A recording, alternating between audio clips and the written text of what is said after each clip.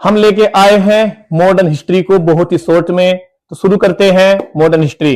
1885 में आईएनसी का निर्माण होता है, जिसको शुरू करने वाले थे एओ ह्यूम, और जिसके पहले इंडियन प्रेसिडेंट थे डब्ल्यूसी बनर्जी।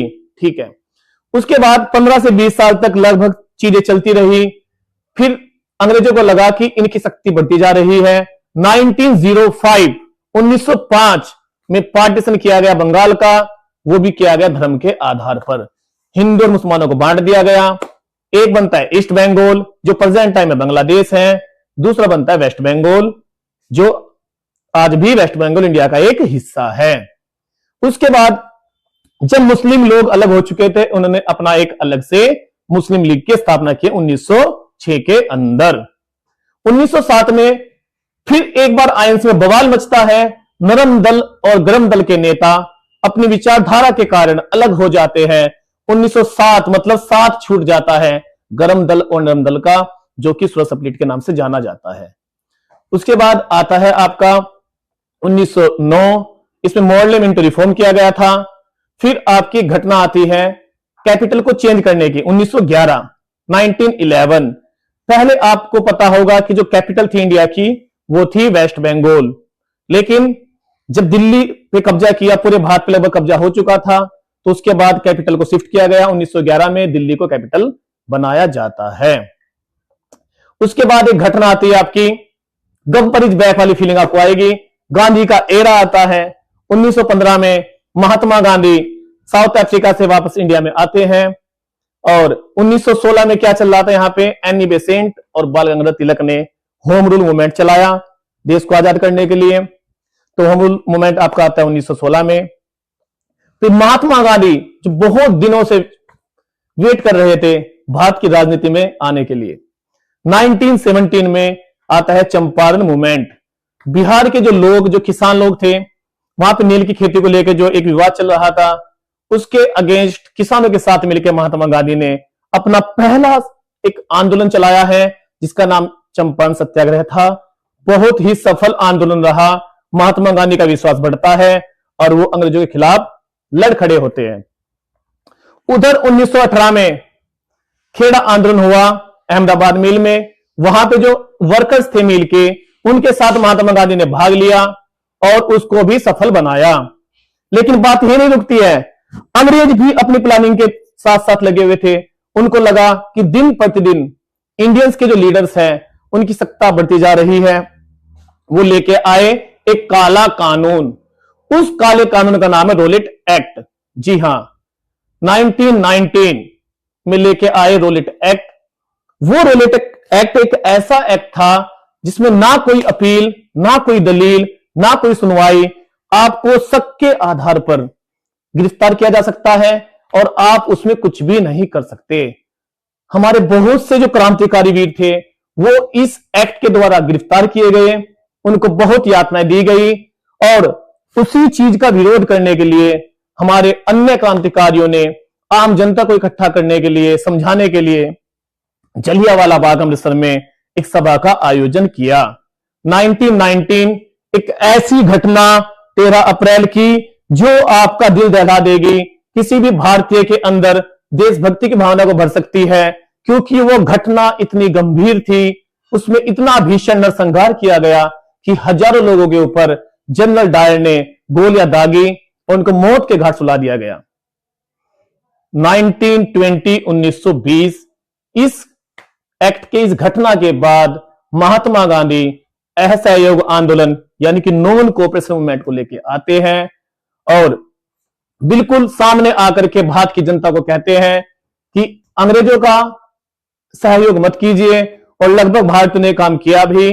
तो 1922 का यह आंदोलन बहुत जोरों शोर से चल रहा था। लगभग 2 साल तक ये आंदोलन चला, लेकिन एक घटना घट जाती है, चोरा चोरी इंसिडेंट। इस चोरा चोरी इंसिडेंट में हमारे कुछ क्रांतिकारी गरम दल के थे, उन्होंने एक पुलिस स्टेशन को जलाया। लेकिन इस घटना से आहत होकर महात्मा गांधी ने अपना आंदोलन वापस ले लिया। बात यही नहीं रुकती है, क्रांतिकारी आएंगे और कार्य करते चले जाएंगे। 1927 में साइमन कमीशन आता है, उसके खिलाफ फिर आंदोलन हुआ। उस साइमन कमीशन का विरोध करते करते हमारे जो महान क्रांतिकारी भगत सिंह जी के गुरु लाला लाजपत राय की लाठीचार्ज में मृत्यु हो जाती है। उस घटना से भगत सिंह को बहुत धक्का लगता है, आहत हो जाते बुरी तरह से, और उसका बदला लेने के लिए उन्होंने सैंडर्स की हत्या भी की थी, उधर असेल में बम डाला था। लेकिन 1929 नेहरू रिपोर्ट आती है। उस नेहरू रिपोर्ट में कि हमको कैसे देश को आजाद करना है, क्या क्या हमारे अधिकार रहेंगे, वो बातें बताई गई है। फिर आता है आपका 1930 में महात्मा गांधी दांडी मार्च निकालते हैं, क्योंकि नमक के ऊपर भी टैक्स लग चुका होता है। तो 1930 पे आपकी दांडी मार्च हो जाती है।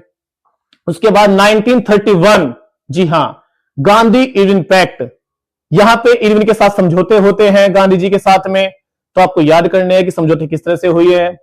ठीक है, फिर आएगा आपका 1935 इंडियन गवर्नमेंट एक्ट। जी हां, जो आप आज प्रेजेंट टाइम में अपने कॉन्स्टिट्यूशन के अंदर देखते हैं, वही एक्ट उस टाइम बनाए गए थे और एज इट इज आज भी वो आपके कॉन्स्टिट्यूशन में ऐड है। 1935 के वो एक्ट इंडियन गवर्नमेंट एक्ट के नाम से। 1935 के बाद हम चलते हैं अब 1940 की तरफ। 1940 में आपको पता है कि जलियांवाला बाग का बदला लेने के लिए उधम सिंह ने इंग्लैंड में जाकर के, ब्रिटेन में जाकर के जनरल डायर को मारा था। और उसी टाइम पे हमारे सुभाष चंद्र बोस, जो INA इंडियन नेशनल आर्मी, जो आपकी सेना है, उसकी स्थापना कर रहे थे सिंगापुर में।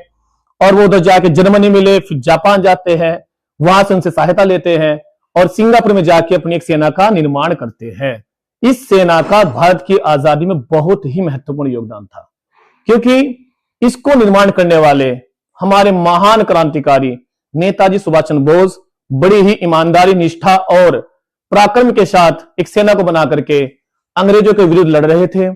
अंग्रेजों को लगा कि यह सेना बहुत ही ज्यादा शक्तिशाली है, उन्होंने इसका विरोध भी किया। लेकिन उधर वर्ल्ड वॉर 2 में जो घटना घटी, उसने इस पूरी कहानी का रुख पलट दिया, क्योंकि जापान के ऊपर जो बम गिराए गए हिरोशिमा नागासाकी, उस घटना से जापान ने हमारी मदद नहीं की, तो इसका हमारे ऊपर बहुत ही नेगेटिव इंपैक्ट पड़ता है। 1946 आपका लेके आते हैं कैबिनेट प्लान। हां, इसमें लगभग आपको बताया गया कि हमें अपना संविधान कैसे बनाना है, अपनी जो अपने लोग हैं, अपना शासन है वो कैसे करना है। फिर आपका लास्ट में एक आता है 1947 माउंटबेटन प्लान, जिस प्लान के तहत भारत को 2 टुकड़ों में विभाजित किया गया और भारत और पाकिस्तान 2 स्वतंत्र राष्ट्रों का निर्माण किया गया है। और last governor general of India Mountbatten बना दिए गए हैं, देश को आजाद कर दिया गया, देश के बीच विभाजन रेखाएं खींच दी गई है और हमको लगभग आजाद कर दिया गया था। फिर भारतीय गवर्नर जनरल के रूप में श्री राजगोपालाचारी जी बन के आते हैं, लेकिन भारतीय जनता को यह अच्छा नहीं लगा, क्योंकि इस पद से हमको बहुत मानसिक गुलामी का अनुभव होता था, तो इस पद को समाप्त कर दिया गया और भारत के पहले प्रधानमंत्री पंडित जवाहरलाल नेहरू को बनाया गया। लेकिन बात यही नहीं रहती, अभी हमारा देश स्वतंत्र तो हो गया है, लेकिन रिपब्लिक नहीं हो पाया है। 1950 को देश के अंदर संविधान को लागू किया गया, कॉन्स्टिट्यूशन को अप्लाई किया गया और देश के पहले प्रेसिडेंट यानी कि राष्ट्रपति डॉक्टर राजेंद्र प्रसाद जी को बनाया गया और इस तरह से हमारा एक रिपब्लिक देश, डेमोक्रेटिक देश, स्वतंत्र देश का निर्माण हो जाता है। तो बहुत ही कम शब्दों में हमने आपको इंडिया की जो मॉडर्न हिस्ट्री है उसको बताने का प्रयास किया है। आप आशा करता हूं कि आपको अच्छे समझ आया होगा। अगर आपको वीडियो अच्छी लगी है तो वीडियो को शेयर करें, कमेंट करें। Thank you.